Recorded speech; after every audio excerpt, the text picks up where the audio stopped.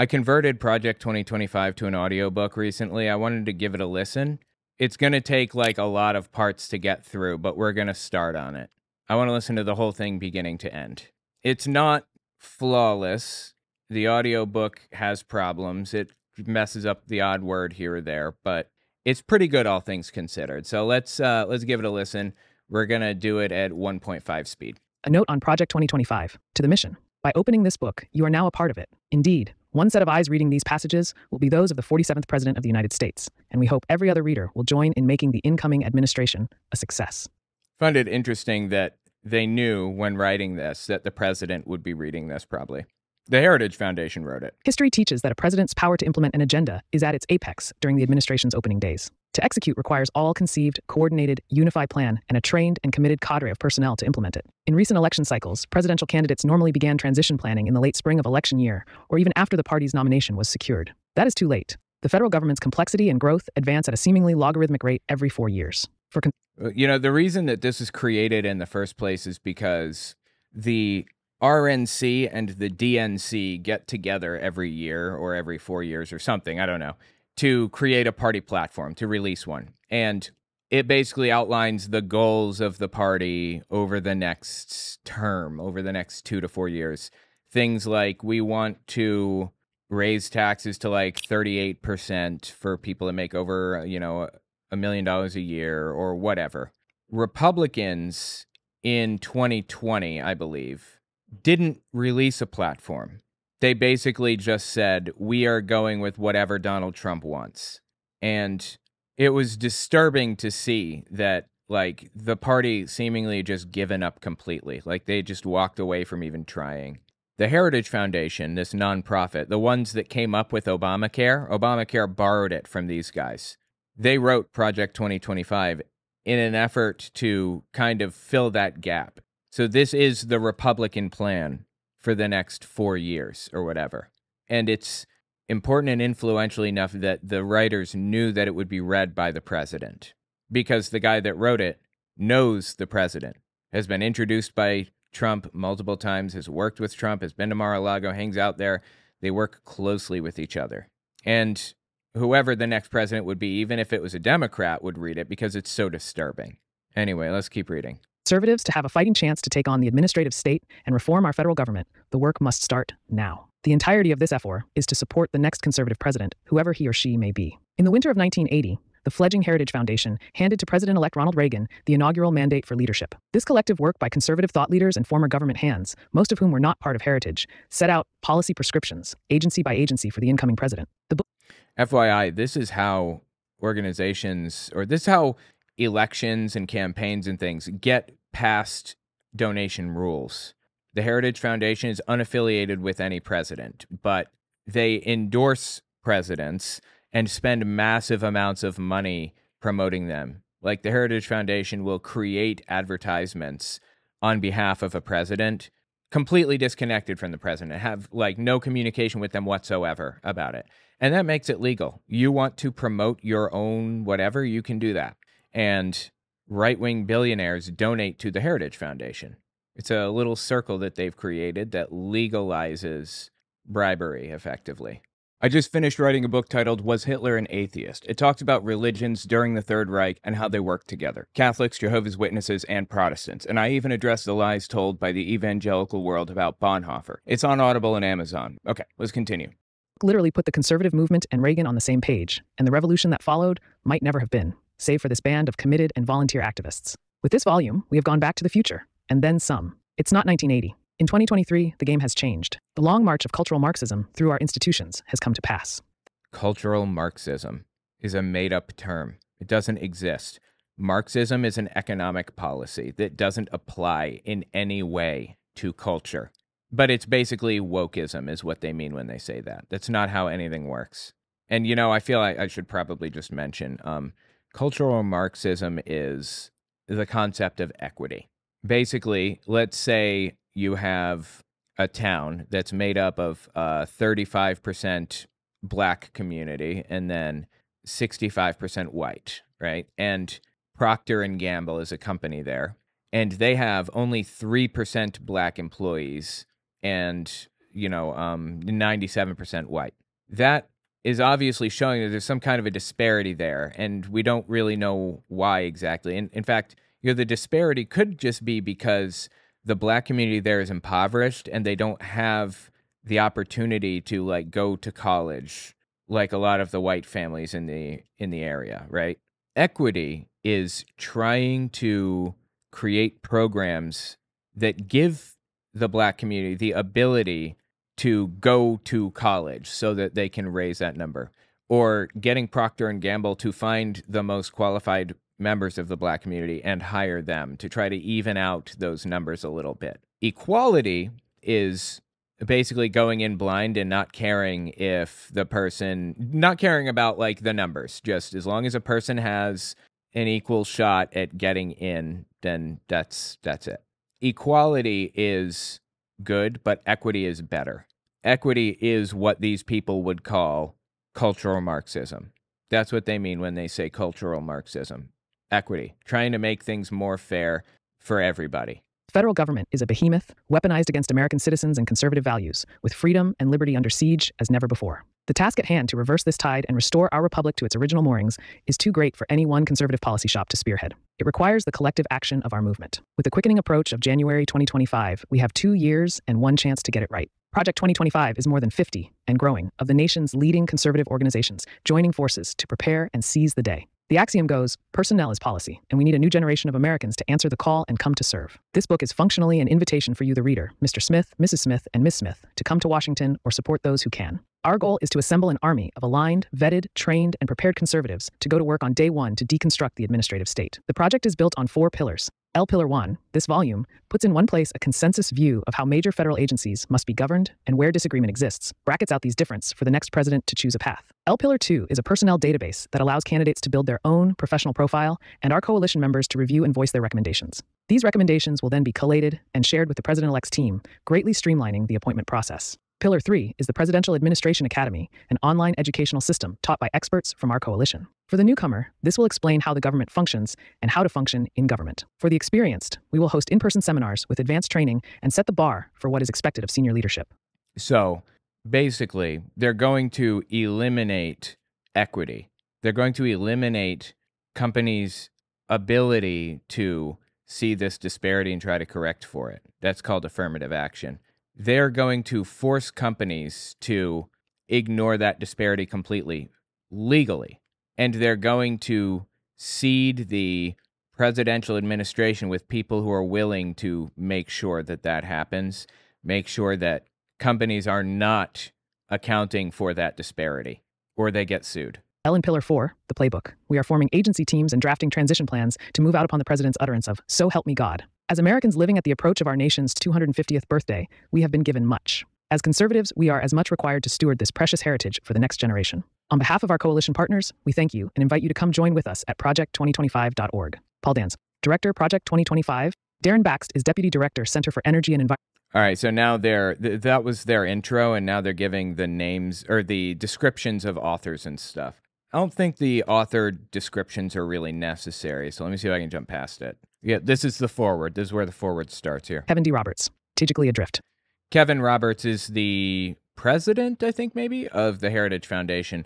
Knows Trump, has been introduced to events by Trump, spoken at his events and everything. He's an extremely influential person. Worse still, at that moment of acute vulnerability and division, we found ourselves besieged by existential adversaries, foreign and domestic. The late 1970s were by any measure a historic low point for America and the political coalition dedicated to preserving its unique legacy of human flourishing and freedom. Today, America and the conservative movement are enduring an era of division and danger akin to the late 1970s. The 70s were a moment of moral decay, basically what they're saying. Interesting. I mean, I think the 70s were a fine time socially. I think they're just complaining about the fact that there was like a free love movement at the time, right? The late 60s and throughout the 70s, people were it was a very liberal time. Like, what do you call it? The Equality Act, in 1964, the Civil Rights Act is what it's called.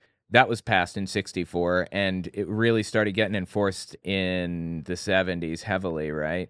Is that what they're complaining about? Now, as then, our political class has been discredited by wholesale dishonesty and corruption. Discredited, of course. Look at America under the ruling and cultural elite today. Inflatio is ravaging family budgets. Inflatio. I'm sorry. It makes the occasional mistake, but it's pretty good, all things considered, I think. Inflatio is ravaging family budgets. Drug overdose deaths continue to escalate, and children suffer the toxic normalization of transgenderism, with drag queens and pornography invading their school libraries. Remember, this is intended for government officials to read and understand. It's a playbook. So what they're saying isn't intended to brainwash people. It's for people that are already brainwashed and ready to do whatever it takes to destroy the foundations of the thing that they want to destroy. This isn't happening. This whole bit about like trans ideology and people in schools, you know, these books that are inappropriate in schools, whatever. This is fictitious. This isn't real. Overseas, a totalitarian communist dictatorship in Beijing is engaged in a strategic, cultural, and economic Cold War against America's interests, values, and people, all while globalist elites in Washington awaken only slowly to that growing threat. Moreover, low-income communities are drowning in addiction and government dependence. Contemporary elites have even repurposed the worst ingredients of 1970s radical chic to build the totalitarian cult known today as the Great Awakening.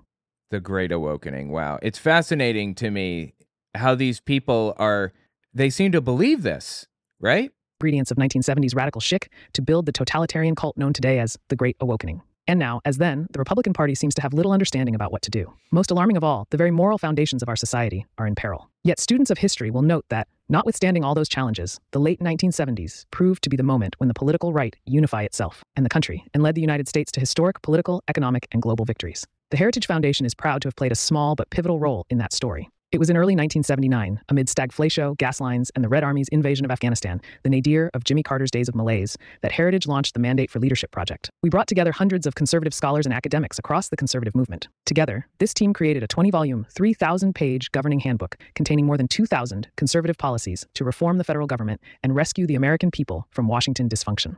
That's basically what this is. A document that's like thousands of pages long that acts as a kind of a guide for how to structure the government in a way that benefits the far right the most effectively. Is it too fast for you guys, or is it okay? It was a promise from the conservative movement to the country, confident, specific, and clear. Mandate Specific, of course. Again, it messes up from time to time, but it works. for Leadership was published in January 1981. The same month, Ronald Reagan was sworn into his presidency. By the end of that year, more than 60% of its recommendations had become policy, and Reagan was on his way to ending stagflatio, reviving American confidence and prosperity, and winning the Cold War. The bad news today.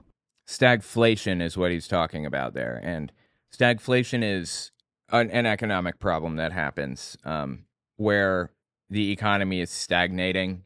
I should probably hear it. This is what it is. A period of economic stagnation and high inflation. High consumer price inflation, low economic growth, and sometimes rising unemployment. It's not good. Is that our political establishment and cultural elite have once again driven America toward decline. The way out, even though the challenges today are not what they were in the 1970s. Conservatives should be confident that we can rescue our kids, reclaim our culture, revive our economy, and defeat the anti-American left, at home and abroad.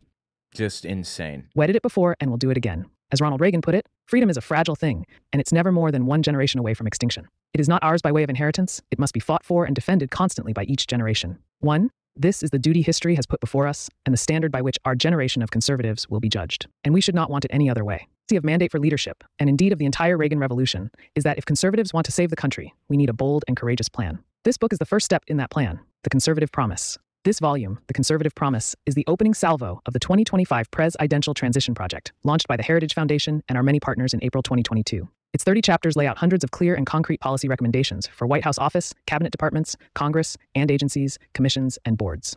We will get there, but one of the more kind of concerning things about this document is that it details destroying the quote-unquote deep state.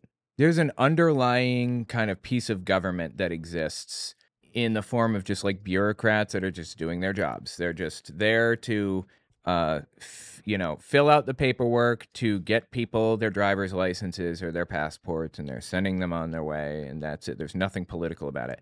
But this document explicitly wants to politicize those roles. Every government role should be politicized. It should all be controlled by Trump supporters, by Donald Trump.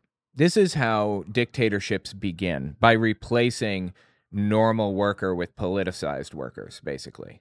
That's what we're watching happening. That's one of the most disturbing parts. Just as important as the scope of the Conservative Promise recommendations is the breadth of its authorship. This book is the product of more than 400 scholars and policy experts from across the conservative movement and around the country. Contributors include former elected officia, world-renowned economists, and veterans from 4 presidential administrations. This is an agenda prepared by and for conservatives who will be ready on day 1 of the next administration to save our country from the brink of disaster. They even created a database for this, for the Project 2025, where people could sign up to be part of the deep state, basically. And they're going to like replace all of these normal roles with like political appointed positions now. Like Donald Trump is going to pick who is the head of like the DMV or who manages passport acceptance and stuff. Just normally non-political things. Now Trump is going to pick those people. That's what this creates. Heritage Foundation is once again facilitating this work. But as our dozens of partners and hundreds of authors will attest, this book is the work of the entire conservative movement. As such, the authors express consensus recommendations already forged, especially along 4 broad fronts that will decide America's future. 1. Restore the family as the centerpiece of American life and protect our children. 2. Dismantle the administrative state and return self-governance to the American people. When they say dismantle the administrative state, that's what they're talking about. Basically, they're saying that they want to replace the guy that like approves passports. They want to replace him with a political appointee for Donald Trump. That's the administrative state, just people that are administrating things and making things happen or whatever. This is the first step down the road to dictatorship. That's why this is so disturbing and why it's so important that we read it. Restore the family as the centerpiece of American life and protect our children. So, restore the family as a centerpiece of life.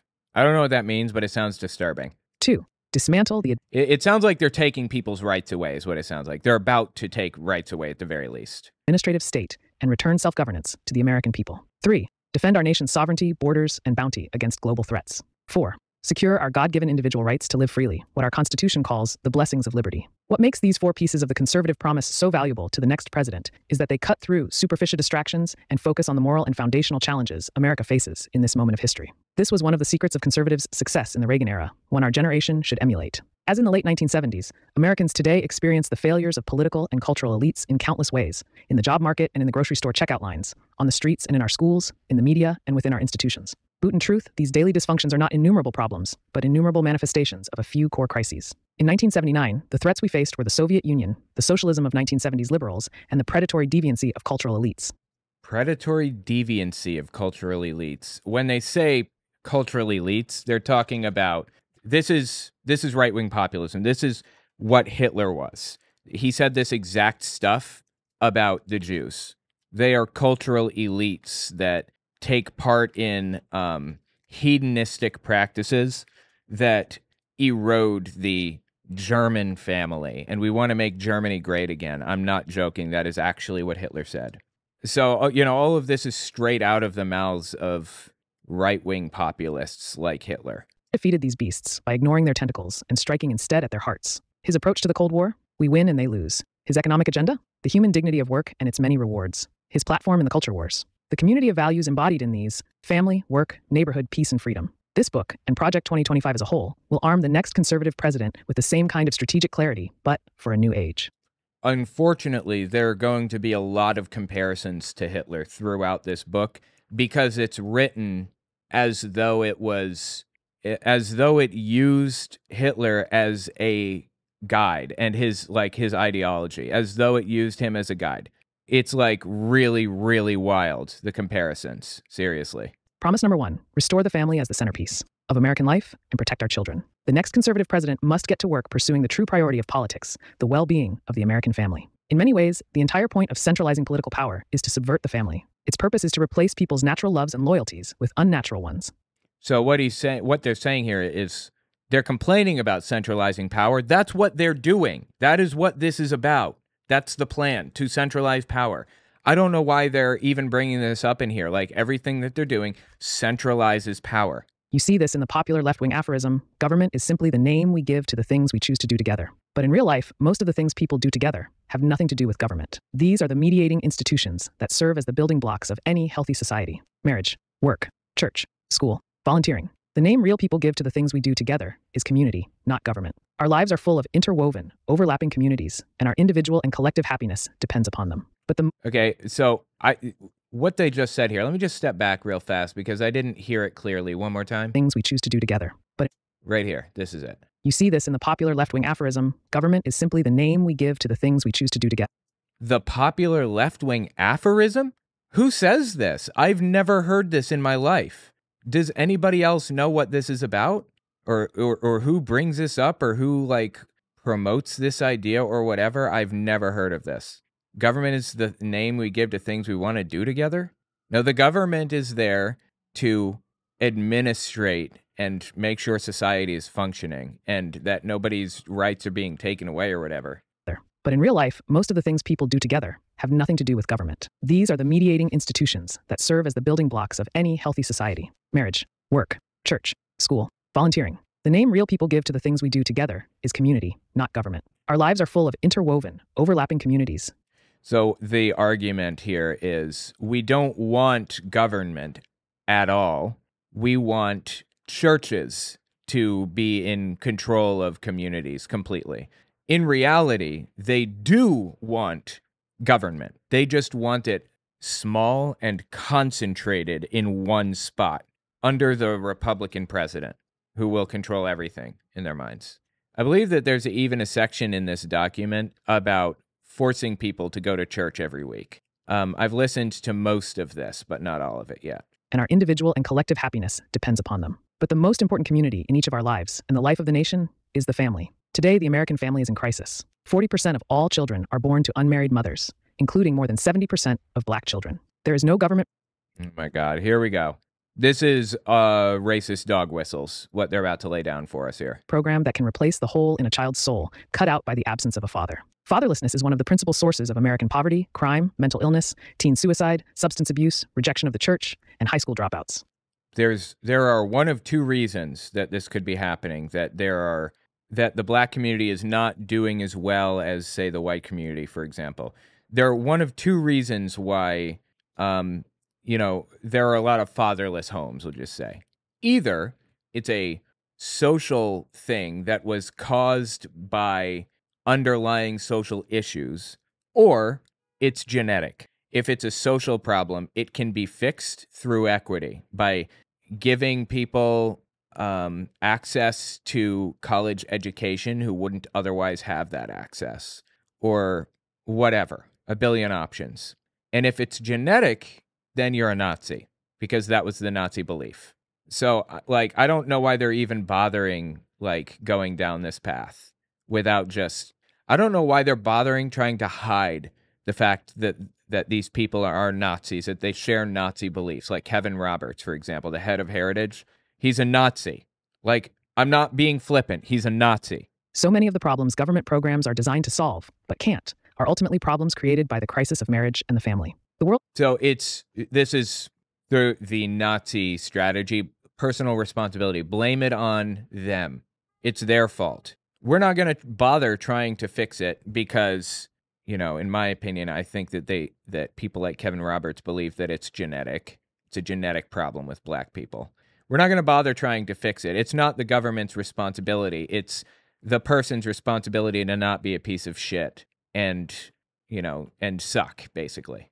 It's just racist dog whistle after racist dog whistle all the way down. Has never seen a thriving, healthy, free, and prosperous society where most children grow up without their married parents. If current trends continue, we are heading towards social implosion. Furthermore, the next conservative president must understand that using government alone to respond to symptoms of the family crisis is a dead end. Federal power must instead be wielded to reverse the crisis and rescue America's kids from familial breakdown. The conservative promise includes dozens of specified policies to accomplish this existential task. Some are obvious and long-standing goals, like eliminating marriage penalties in federal welfare programs and the tax code and installing work requirements for food stamps. But we must go further. It's time for policymakers to elevate family authority, formation, and cohesion as their top priority, and even use government power, including through the tax code, to restore the American family. Today, the left is threatening the tax-exempt status of churches and charities that reject woke progressivism. They will soon turn to Christian schools and clubs with the same totalitarian intent. The next conservative president must make the institutions of American civil society hard targets for woke culture warriors. This starts with deleting the terms sexual orientation and gender identity, SOGI, diversity, equity, and inclusion,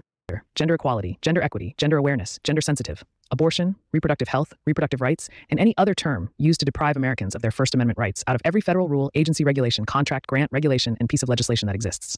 So they want to erase the words gender identity, gender inclusivity, or gender or sexual orientation or anything, or abortion out of all federal legislation or any legislation at all, honestly. They want to delete it from all legislation. Wow, dude. This is authoritarianism right here. Pornography manifested today in the omnipresent propagation of transgender ideology and sexualization of children, for instance. Wow. So he just said, and piece of legislation that exists. Pornography manifested today in the omnipresent propagation of transgender ideology. Wow, porn manifests today in the form of trans ideology. What a wild thing to say. And sexualization of children, for instance. This isn't happening. The sexualization of children thing, it's fictitious. It's in your head. Is not a political Gordian knot, inextricably binding up disparate claims about free speech, property rights, sexual liberation, and child welfare. It has no claim to First Amendment protection. Its purveyors are child predators and misogynistic exploiters of women. Their product is as addictive as any illicit drug and as psychologically destructive as any crime. Porn is as psychologically addictive as any drug and should be treated as a crime. Goodbye free speech. That's why we have it, for free speech purposes. That's why it hasn't been taken away, because it's protected under free speech laws. What is wrong with these people? I'm not sure who wrote this specific section, but I'm going to assume it was written by Kevin Roberts, basically. Like, all of these sections, I'm going to assume it was written by Kevin Roberts because he cleared it. He was the editor and everything. Pornography should be outlawed. The people who produce and distribute it should be imprisoned. Educators and public librarians who purvey it should be classed as registered sex offender. And telecommunications and technology firm that facilitate its spread should be shuttered. In our schools, the question of parental authority over their children's education is a simple one. Schools serve parents, not the other way around. That is, of course, the best argument for universal school choice, a goal all conservatives and conservative presidents must pursue. But even before we achieve that long-term goal, parents' rights as their children's primary educators should be non-negotiable in American schools. Yeah, this is the whole parent rights bit. What these people mean when they say parents' rights is they want to control what all children are learning. Like, school is a communal thing that we as a society all have for all of our children. And this parents' rights bit says, I want the right to teach my child about God in the classroom. Well, you can teach your child about God, but not in the classroom. Teach him at home, because my kid's in the classroom too. It's not about parents' rights. It's about you trying to take other people's rights away. Anyway, that's what they're talking about here. When they say parents' rights, it means parents' rights to take away other parents' rights. So many tools for parents to keep their kids away from stuff like that. But even before we achieve that long-term goal, parents' rights as their children's primary educators should be non-negotiable in American schools. States, cities and counties, school boards, union bosses, principals, and teachers who disagree should be immediately cut off from federal funds. Cut off from federal funds. If you disagree about the fact that people who complain about parents' rights are looking for an opportunity to impose their will and their beliefs on others, then they should be cut off from federal funds. The noxious tenets of critical race theory and gender ideology should be excised from curricula in every public school in the country. Theories poison our children, who are being taught on the one hand to affirm that the color of their skin fundamentally determines their identity and even their moral status. Nobody is teaching children that, first of all. And second, that thing about critical race theory, they don't teach critical race theory in, like, elementary schools. In fact, I don't know that they teach it in any public schools. I think you have to go to college to learn about that. And it's not teaching you to hate people who are of a certain race. It's an analytical lens through which to view, like, legal analysis. And we have all kinds of different critical theories to help people learn to view things from other perspectives. Like, that's just how education works. First time? While on the other, they are taught to deny the very creatureliness that inheres in being human and consists in accepting the givenness of our nature as men or women. Allowing parents or physicians to reassign the sex of a minor is child abuse. And nobody's doing that. Nobody is reassigning the sex of a minor. And notice they said minor there because child has a very specific connotation, like 6-year-old. That's not happening. That has always been illegal in the United States to, like, give sex reassignment bottom surgery to children. But it's a culture war issue. If they can convince people in the regular world who aren't absolutely psychotic that this is happening, then they can convince them that the left is lost the plot. It's false. End. For public institutions to use taxpayer dollars to declare the superiority or inferiority of certain races, sexes, and religions is a violation of the Constitution and civil rights law and cannot be tolerated by any government anywhere in the country. That's not happening. Again, you know what they're talking about when they say that? They're talking about, like, if a town is made up of 35% black people, 65% white, and the biggest employer in the town only has like 3% black employees. They're talking about when they try to make that number more equal, when they try to even it out a little bit more. That's what that means. That's what they're talking about. That they're demonizing, trying to make things more fair and equal. And in fact, they're criminalizing it, not just demonizing. They want to criminalize it. But the pro-family promises expressed in this book and central to the next conservative president's agenda must go much further than the traditional narrow definition of family issues. Every threat to family stability must be confronted. This resolve should color each of our policies. Consider our approach to big tech. The worst of these companies prey on children, like drug dealers, to get them addicted to their mobile apps. Many Silicon Valley executives famously don't let addicting other people's children to theirs. TikTok, Instagram, Facebook, Twitter, and other social media platforms are specifically designed to create the digital tendencies that fuel mental illness and anxiety. This is another culture war issue. There are issues here. There are things that we could talk about, like TikTok being addictive or whatever else. But these people, their goal is to use big tech to their advantage. It's not to, like, eliminate big tech. They don't give a shit. This is about bending them to their will. If big tech was more beneficial to the far right than, like, to the left, for example, they would be dead silent on the issue. Are specifically designed to create the digital tendencies that fuel mental illness and anxiety, to fray children's bonds with their parents and siblings. Federal policy cannot allow this industrial-scale child abuse to continue. Finally, conservatives should gratefully celebrate the greatest pro-family win in a generation, overturning Roe v. Wade, a decision that for 5 decades made a mockery of our Constitution and facilitated the deaths of tens of millions of unborn children. But the Dobbs decision is just the beginning. They weren't unborn children. Okay, they were groupings of cells. So I don't want to hear it. Conservatives in the states and in Washington, including in the next conservative administration, should push as hard as possible to protect the unborn in every jurisdiction in America. In particular, the next conservative president should work with Congress to enact the most robust protections for the unborn that Congress will support while deploying existing federal powers to protect innocent life and vigorously complying with statutory bans on the federal funding of abortion. This means, well, did you catch what they said? And vigorously complying with the federal bans on funding abortion. That's always been a rule. The federal government cannot fund abortions. That's never been allowed. So they're like, well, we're going to enforce it even harder. Okay? Aside from that, what they're saying here is that they want to ban abortion nationally. They want to ban it. They want to ban it from a federal level. Conservatives should ardently pursue these pro-life and pro-family policies while recognizing the many women who find themselves in immensely difficult and often tragic situations. Often find themselves in difficult and tragic situations. And the heroism of every choice to become a mother. Alternative options to abortion, especially adoption, should receive federal and state support. In summary, the next president has a moral responsibility to lead the nation in restoring a culture of life in America again. Promise number 2, dismantle the administrative state and return self-governance to the American people. Again, what he means when he says that is get rid of the administrative state with the people that are just doing their jobs every day, that are not politicized, and replace those people with politicized Donald Trump supporters.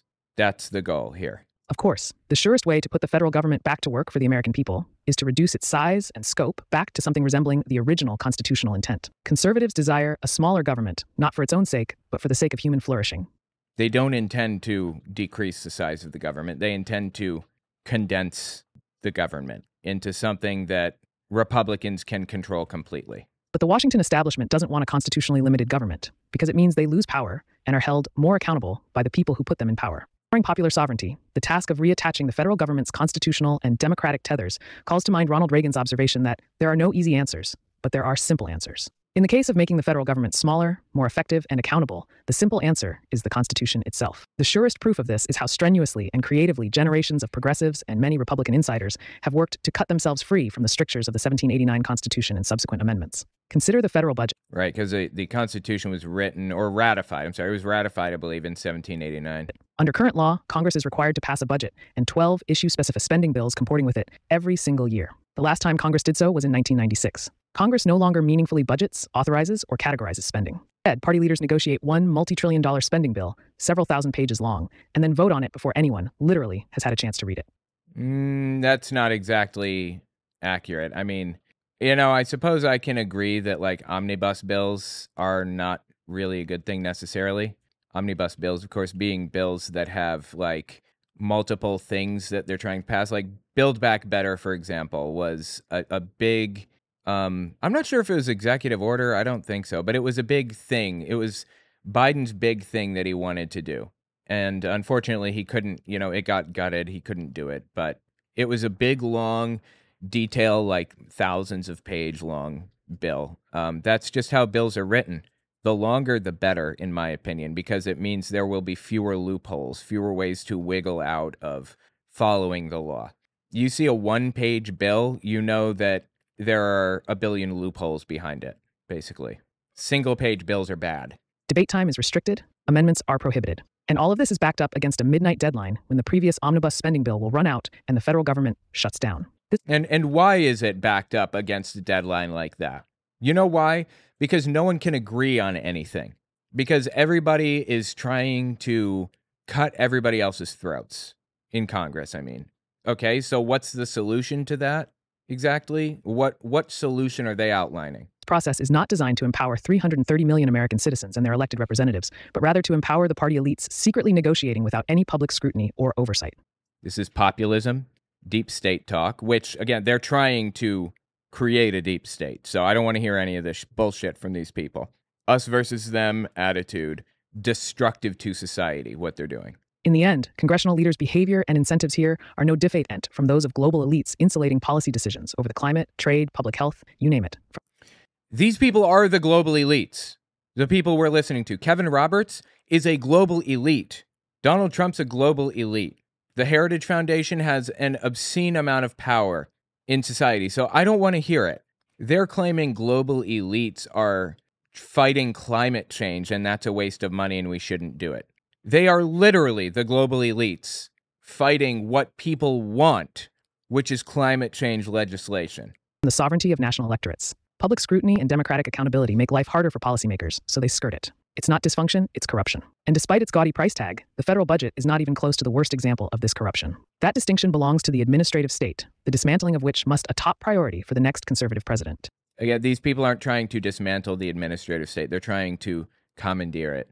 They're trying to replace normal, everyday bureaucratic workers that work in the government with Trump appointees. The term administrative state refers to the policymaking work done by the bureaucracies of all the federal government's departments, agencies, and millions of employees. Under Article 1 of the Constitution, all legislative powers herein granted shall be vested in a Congress of the United States, which shall consist of a Senate and a House of Representatives. That is, federal law is enacted only by elected legislators in both houses of Congress. This exclusive authority was part of the framers' doctrine of separated powers. They not only split the federal government's legislative, executive, and judicial powers into different branches, they also gave each branch checks over the others. Yeah, those are the three branches of government. Legislative, which is Congress, judicial, which is like judges and the court system, and then executive, which is the president. And every president throughout history has always added more power that they didn't have before, that the presidents didn't have before. They've always expanded their power, Obama included, all of them. Throughout time, different presidents have added new major departments like the FBI, the CIA, the NSA. And I believe that like the EPA, the Environmental Protection Agency, and other regulators are under the executive branch. Now, it used to be when you wanted to pass some regulation or something, it had to go through a legal, like a bill. It had to go through Congress and be approved by Congress and everything else. But a while back, there was a court case basically that said these large regulatory agencies like the EPA, they create the legislation. Or I'm sorry, they create the regulation. The EPA does. And companies must follow the EPA's regulations. And the people at the EPA that are making these regulations are scientists and stuff. They're government employees that are hired to study the effects on the climate and things, or like study the effects on drinking water when a company dumps toxic waste into a river nearby, for example. They're scientists whose sole job is to study that. And this Supreme Court decision, Chevron is what it was called, challenged that. When it was created, when the Chevron decision was like being adjudicated, I think back in the 80s, Neil Gorsuch's mom was the head of the EPA and was the one fighting in that case. Funny enough. Anyway, Chevron was overturned not too long ago, which means now companies don't have to follow regulations laid down by the EPA and whatever other things. Or more specifically, I think they have to follow those regulations, but they can challenge them in the court system. It can go all the way up the chain. So the bottom line is regulatory agencies like the EPA no longer have as much authority as they once did. And companies can pretty much do whatever they want now. And that is because of the Supreme Court and because of the Heritage Foundation, the people that wrote this document, and they intend to go further. They're detailing how they intend to destroy the EPA and everything else in this document that we're listening to. Under our Constitution, the legislative branch, Congress, is far and away the most powerful and correspondingly the most accountable to the people. Congress, the most powerful and accountable? I don't think that's true, but okay, whatever. In recent decades, members of the House and Senate discovered that if they give away that power to the Article II branch of government, they can also deny responsibility for its actions. So today in Washington, most policy is no longer set by Congress at all, but by the administrative state. Given the choice between being powerful but vulnerable or irrelevant but famous, most members of Congress have chosen the latter. Congress passes intentionally vague laws that delegate decision-making over a given issue to a federal agency. They create intentionally vague laws. Didn't they just get through talking about how they pass gigantic 3,000-page bills? That's why bills are 3,000 pages. So they're not vague. So there are no loopholes that people can jump through. Like, these people aren't stupid. The people that wrote this, they're not idiots. They know full well everything that I'm saying right now. Everything. They know how this works better than me. Okay? I don't know why they're pretending otherwise. Why are they lying about this? That agency's bureaucrats, not just unelected but seemingly unfireable, then leap at the chance to fill the vacuum created by Congress's preening cowardice. Right. So talking about the EPA. The EPA is unaccountable, according to them, because the president can't fire the EPA, I guess, in their minds, or can't control the EPA. I mean, I believe the president can appoint the head of the EPA, but here's the bottom line. These people want to be able to appoint not just the head of the EPA, but everybody along the entire chain. Like every piece of management and everything, everybody in the EPA, so that they can control all of it. And it doesn't matter. They don't have to go to court to battle this or that, because the EPA will just do what they want them to do. This is consolidating power. That's the point of this document. The federal government is growing larger and less constitutionally accountable, even to the president, every year. A combination of elected and unelected bureaucrats at the Environmental Protection Agency quietly strangles domestic energy production through difficult-to-understand rulemaking processes. The EPA strangles energy production through difficult-to-understand regulation. It's not particularly difficult to understand, certainly not for companies with teams of lawyers, as oil companies always have had. But the reason those regulations are there are to protect us, like the people, me and you, from pollution. These people are literally saying, we want the ability to pollute more, and I'm unhappy with the fact that they are not allowing me to pollute more. Bureaucrats at the Department of Homeland Security, following the lead of a feckless administration, order border and immigration enforcement agencies to help migrants criminally enter our country with impunity. Bureaucrats at the Department of Education inject racist, anti-American, ahistorical propaganda into America's classrooms. Bureaucrats at the Department of Justice force school districts to undermine girls' sports and parents' rights to satisfy transgender extremists. None of this is real. This is all fictitious nonsense, all of it, all the way down. Woke bureaucrats at the Pentagon force troops to attend training seminars about white privilege. And bureaucrats at the State Department infuse U.S. foreign aid programs with woke extremism about intersectionality and abortion. Again, all in their heads, all fictitious.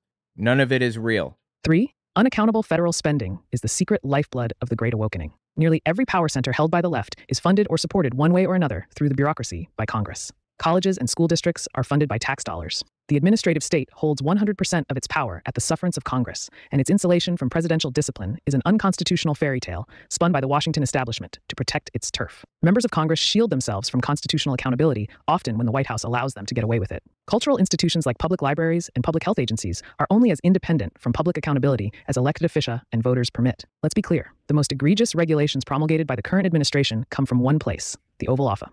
So he's saying libraries are only accountable or are only as free as we allow them to be. That's basically what he just said, right? They are only allowed to have books that we don't like in them because we don't do anything about it. If we at the Heritage Foundation instruct the president and the other branches of government to do what we want, we can get any number of books banned from all libraries in the country. That's the point here, I believe. The president cannot hide behind the agencies. As his many executive orders make clear, his is the responsibility for the regulations that threaten American communities, schools, and families. A conservative president must move swiftly to do away with these vast abuses of presidential power and remove the career and political bureaucrats who fuel it. Properly considered, restoring fiscal limits and constitutional accountability to the federal government is a continuation of restoring national sovereignty to the American people.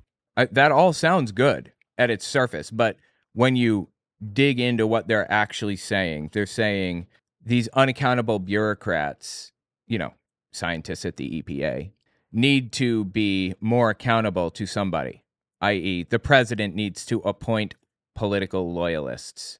At its surface, it sounds awesome.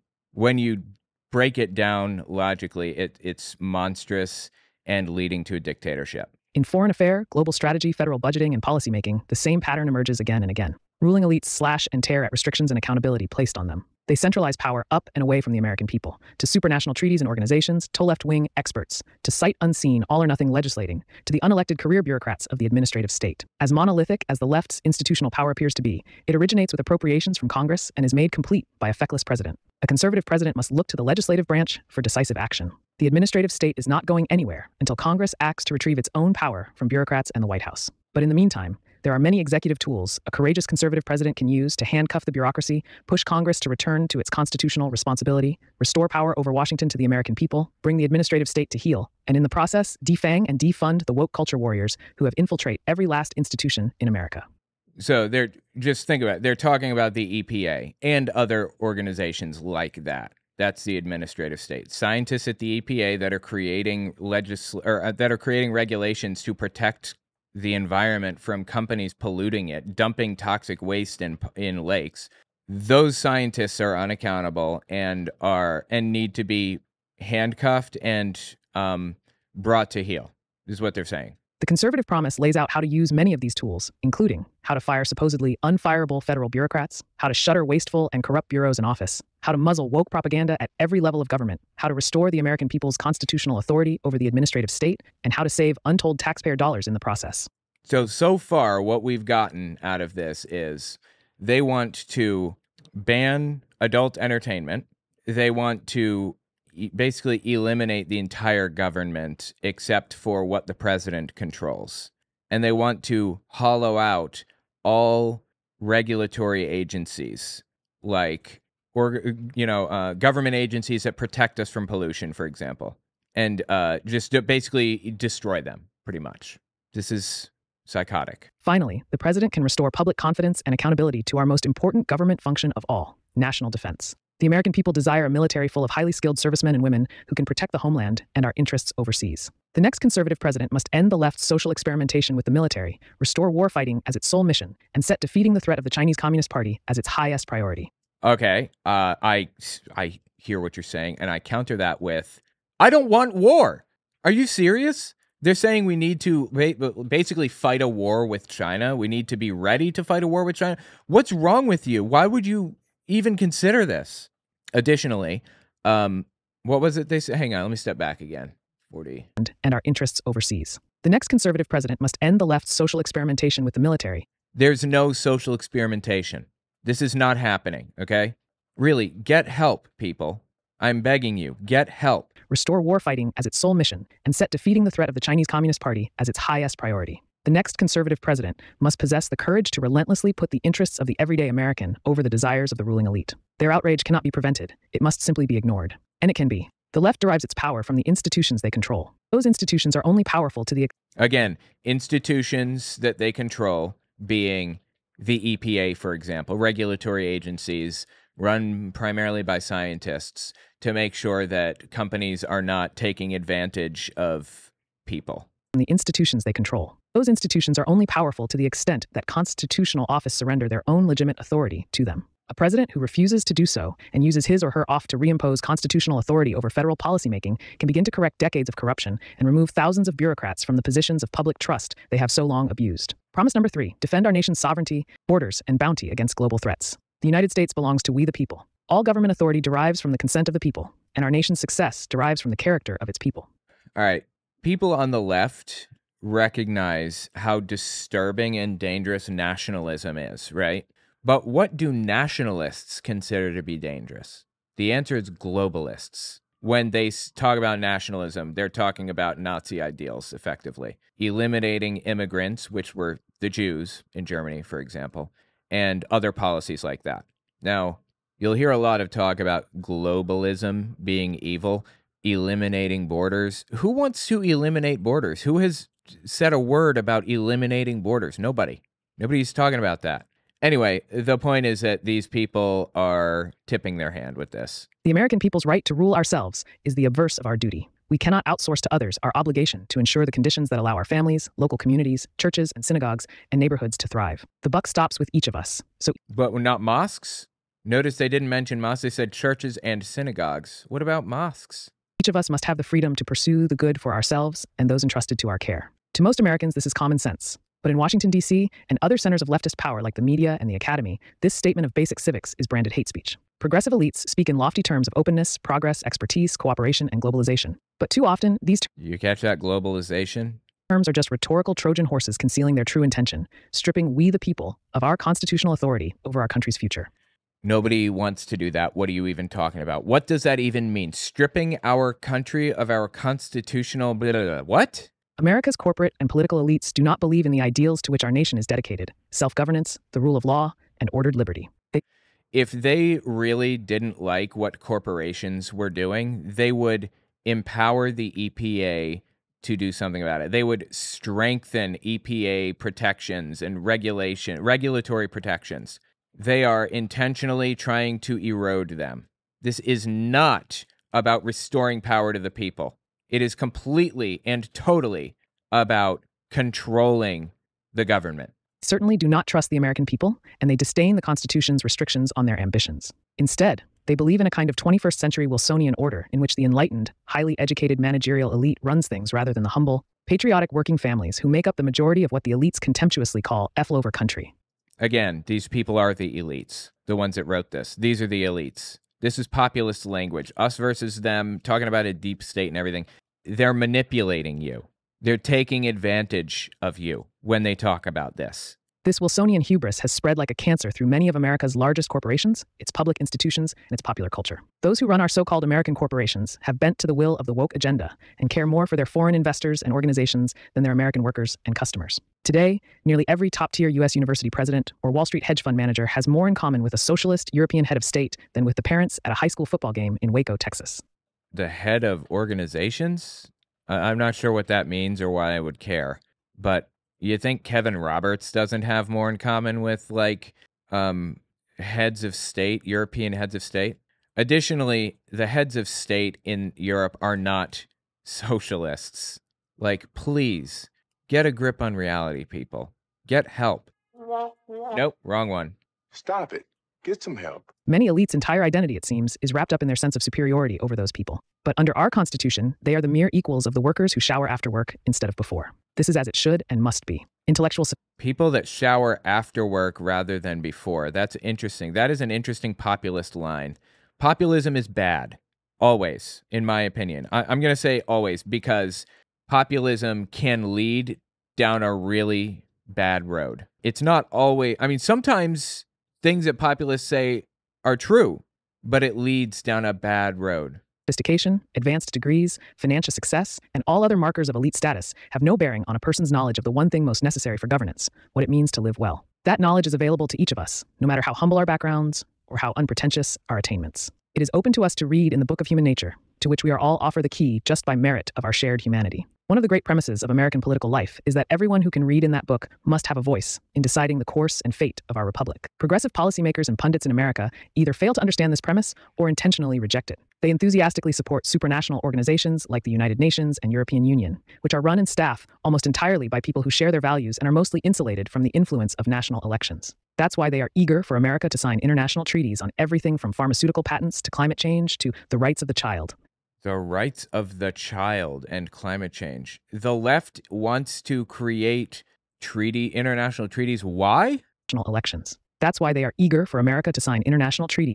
Hold on, let me hear why again. Policymakers and pundits in America either fail to understand this premise or intentionally reject it. They enthusiastically support supranational organizations like the United Nations and European Union, which are run and staffed almost entirely by people who share their values and are mostly insulated from the influence of national elections. That's why they are eager for America to sign international. I don't know why. He said that's why. Why? I don't understand. I'm trying to understand what the hell they're talking about. Treaties on everything from pharmaceutical patents to climate change to the rights of the child, and why those treaties invariably endorse policies that could never pass through the U.S. Congress. Like the progressive Woodrow, ago. The woke left today seeks a world bound by global treaties they write, in which they exercise dictatorial powers over all nations without being subject to democratic accountability. The United Nations. Wow, this is nationalism right here. The United States is the only country that has a right to lead. It's the only country that has a mandate to leadership, and every other country needs to be eliminated or controlled by the U.S. government directly. That is nationalism. That's what nationalism is. It's not patriotism. It's not, I love my country and want it to be great. That's patriotism. Nationalism is believing that other people don't have a right or a place to control anything, any government, anywhere at all. The U.S. is the best, and we want to bring it back to a time when it was greater previously. That's why today's progressive left so cavalierly supports open borders despite the lawless humanitarian crisis their policy created along America's southern border. I don't know what you're talking about. Who supports open borders? Who has said that? And also, is there a reason why? Because according to Project 2025, the reason is because what? What was the reason they gave us just now? Because they want to support international organizations that are not democratically elected and destroy the U.S.? I don't know what reason they gave. It's just complete nonsense all the way down. They seek to purge the very concept of the nation-state from the American ethos, no matter how much crime increases or resources drop for schools and hospitals or wages decrease for the working class. So they're saying that the left wants a one-world government. I think that's what they're driving at here. The left wants a one-world government, and they are trying to create open borders to that effect. Open borders activism is a classic example of what the German theologian Dietrich Bonhoeffer called cheap grace. No, dude, they're talking about Dietrich Bonhoeffer now. I know so much about this subject, it's ridiculous. One more time? Class. Open borders activism is a classic example of what the German theologian Dietrich Bonhoeffer called cheap grace. No, it literally is not that. Bonhoeffer was in favor of everything that these people oppose in this document. Bonhoeffer was in favor of human rights, of immigration, of protection for people. Bonhoeffer would be horrified that they are using his words in their document. When he said cheap grace, this is just kind of a standard sermon that he laid down, but the idea was cheap grace is grace that's easy to attain. It's for example, righteous indignation. I don't like that people blah, blah, blah. I don't like it when people are addicted to drugs, talking about that. And even donating to a cause to prevent people from being addicted to drugs. That's easy. That's cheap grace. Costly grace, on the other hand, is attained by protecting people at great risk to yourself. Saving 14 Jews from extermination, the way that Bonhoeffer did, and getting executed for it. That was costly grace for Bonhoeffer. Now, what are they talking about? What is costly or cheap grace here? Wages decrease for the working class. Open borders activism is a classic example of what the German theologian Dietrich Bonhoeffer called cheap grace. That is literally the exact opposite of cheap grace.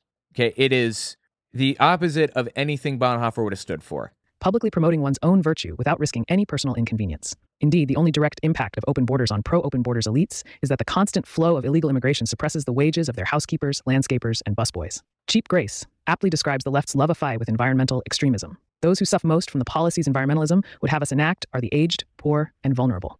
So he's saying we don't want to institute any financial regulation, or I'm sorry, we don't want to set up any environmental regulation because the people that would suffer the most from climate change regulation are the poor and vulnerable. What? What are you talking about? How would the poor, the old, and the vulnerable suffer from environmental regulation? It is not a political cause, but a pseudo-religion meant to baptize liberals' ruthless pursuit of absolute power in the holy water of environmental virtue. Dude, I love it when these people compare things on the left to religions and say that it's ridiculous and you shouldn't be blah, blah, blah, whatever. Like, climate change is a religion. People worship at the feet of whatever. And it's like, you are talking about how ridiculous religion is right now.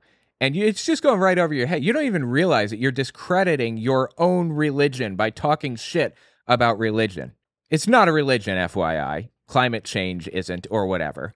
I'm just worried about what's going to happen to our environment. That's all. And the only people who are not worried about our environment are the ones that are destroying it. Like the people that paid the Heritage Foundation to write these types of documents. Very heart, environmental extremism is decidedly anti-human. Stewardship and conservation are supplanted by population control and economic regression. Environmental ideologues would ban the fuels that run almost all of the world's cars, planes, factories, farms, and electricity grids. Ideologues would ban fuels that are used to run like our cars and stuff. I'm trying to think about that, honestly. No, I wouldn't. I wouldn't do that. I would. Do you know how much the Iraq war cost? About $6 trillion. We just put it on the credit card. If it were up to me, I wouldn't ban fossil fuels. I would invest about 2 or 3 trillion into completely renewable energy, like outfitting the US in 100% renewable energy. We couldn't do that until about 10 years ago because we didn't have the technology yet. We made breakthroughs with battery technology and other things that make it possible for us to have 100% renewable energy completely and totally. We could do it. That includes nuclear power, of course, but I'm in favor of that. We could do it for less than it cost us to go to Iraq and kill a bunch of Arabs. Why aren't we doing it? I don't want to ban fossil fuels. I want to make them obsolete. Who the fuck? Who do you think? Which business leader in which industry do you think has a vested interest in making sure that we don't stop using fossil fuels? Who do you know that could possibly be opposed to that, to using fossil fuels, or to giving up fossil fuels? Abandoning confidence in human resilience and creativity in responding to the challenges of the future would raise impediments to the most meaningful human activities. They would stand human affair on their head, regarding human activity itself as fundamentally a threat to be sacrificed to the god of nature. I'm not sure what that meant. I'm sorry. One more time. Abandoning confidence in human resilience and creativity in responding to the challenges of the future. Abandoning confidence in human creativity? Is that what he said? Would ban the fuels that run almost all of the world's cars, planes, factories, farms, and electricity grids. Abandoning confidence in human resilience and creativity in responding to the challenges of the future would raise impediments to the most meaningful human activities. So they're saying basically what this means is if we assume that humans aren't resilient, yeah, the climate is being destroyed right now, completely destroyed. Like our planet is going under, basically, is what they said. But we're resilient. And assuming that humans aren't resilient and won't be able to bounce back from this is affecting our ability to do business in America. That's what they just said. If you really break it down and think about what they were trying to communicate, I'm going to play it one more time and just keep on playing through. Listen again. They basically said, we're destroying the environment, but we're resilient and it's worth it because business will continue to operate for fossil fuel industries. Farms and electricity grids. Abandoning confidence in human resilience and creativity in responding to the challenges of the future would raise impediments to the most meaningful human activities. You see what I'm saying? The most meaningful human activities, which are what? mining fossil fuels and burning them. I mean, I don't know what we would lose by going all renewable energy. What would we lose? They would stand human affair on their head, regarding human activity itself as fundamentally a threat to be sacrificed to the god of nature. No. The same goals are the heart of elite support for economic globalization. For 30 years, America's political, economic, and cultural leaders embraced and enriched communist China and its genocidal Communist Party while hollowing out America's industrial base. Anytime you hear the word globalization or globalize or global whatever, it is them being nationalistic and trying to create a justification for the United States controlling everything, the entire world. And it's going down a Nazi path. It is a Nazi way of viewing things. That is how the Nazis viewed things. So bear that in mind. What may have started out with good intentions has now been made clear. Unfettered trade with China has been a catastrophe. It has made a handful of American corporations enormously profitable while twisting their business incentives away from the American people's needs. Again, like the policies that they're putting forward in this document are designed to and will only help filthy rich CEOs, business owners, massive industries like the fossil fuel industry, for example. That's all it will do. But they stick in populist language all throughout to try to appeal to the common man.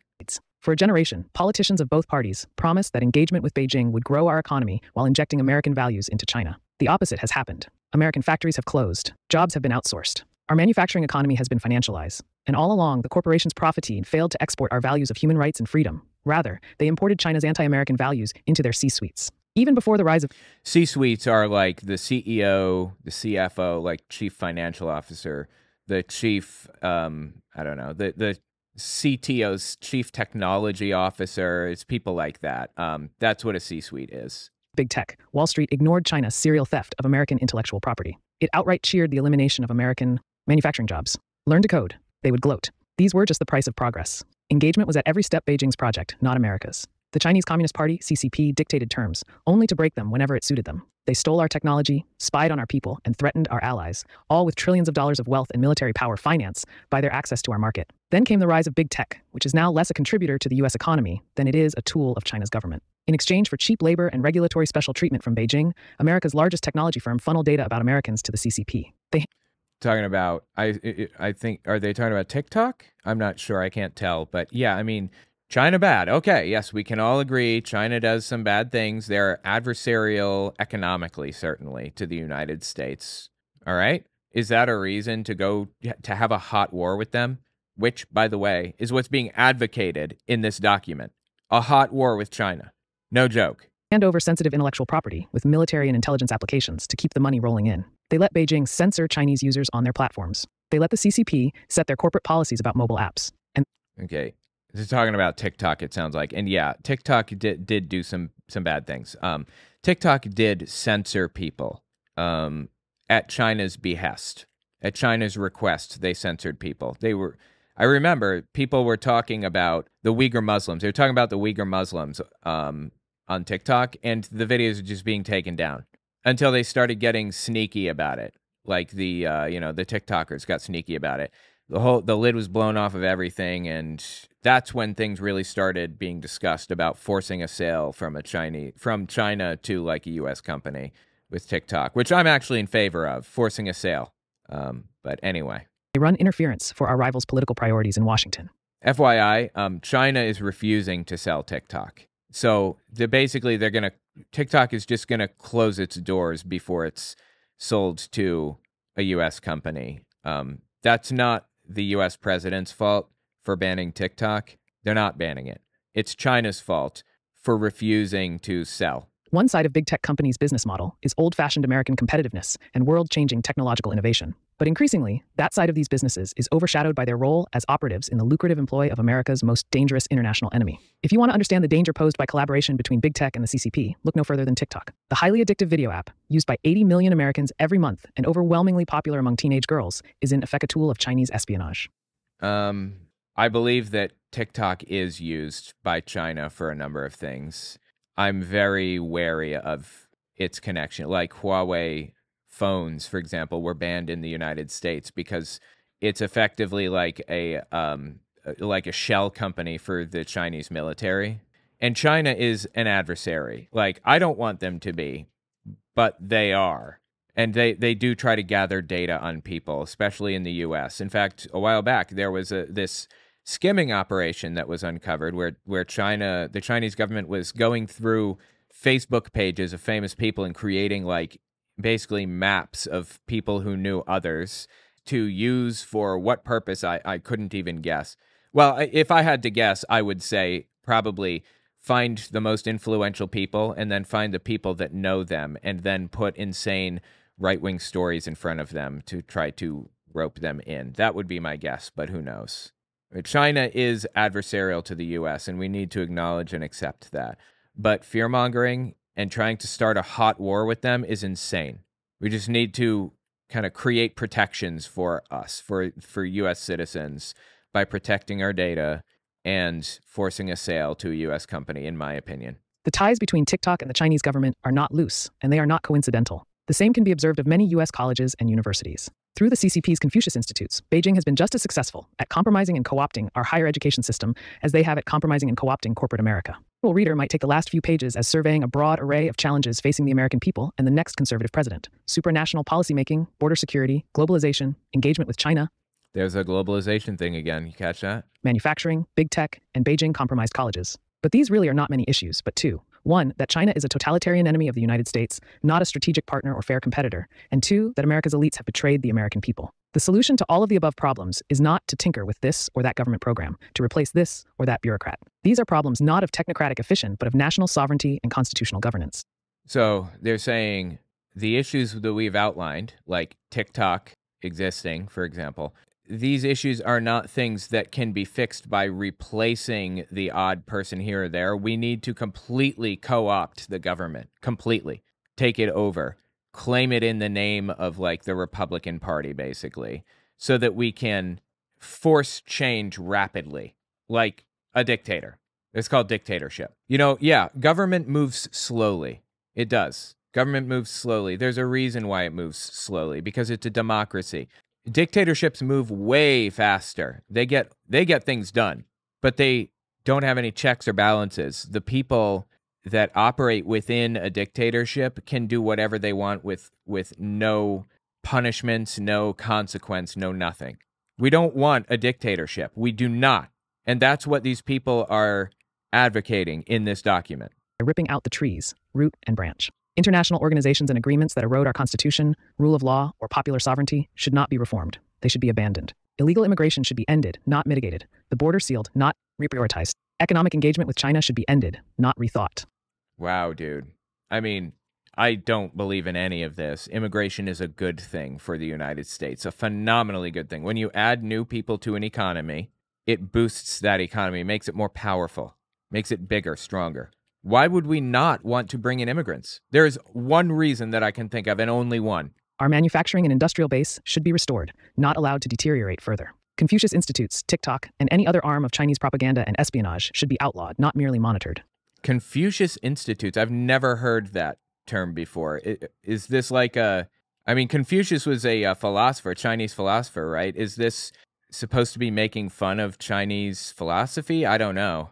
Universities taking money from the CCP should lose their accreditation, charters, and eligibility for federal funds. The next conservative president should go beyond merely defending America's synergy interests, but go on offense, asserting them around the world. America's vast reserves of oil and natural gas are not an environmental problem. They are the lifeblood of economic growth. This drives me up a wall. If you really want to make like a lot of money, yeah, you know how much oil we pull out? Last I checked, it's different now, but it's in this order of magnitude. We used to pull 16 million barrels out of the ground, I think 16 billion barrels a year. I don't remember. And we used 19, so we were buying some up for a while. Why aren't we going completely renewable energy, wind turbines and solar grid and nuclear power and everything, and selling all of that oil? I don't understand. You want to make America energy independent and more powerful simultaneously? Do that. There is one reason I can think of, why the writers of this document would be opposed to going completely renewable energy, and why they'd be opposed to immigration. Because it's fossil fuel industry leaders that paid for it to be written, and they're racist fucks. That's what it looks like to me. I don't know. Tell me what you think. Is that the reason? What reason could these people possibly have? Yeah, let me know in the comments.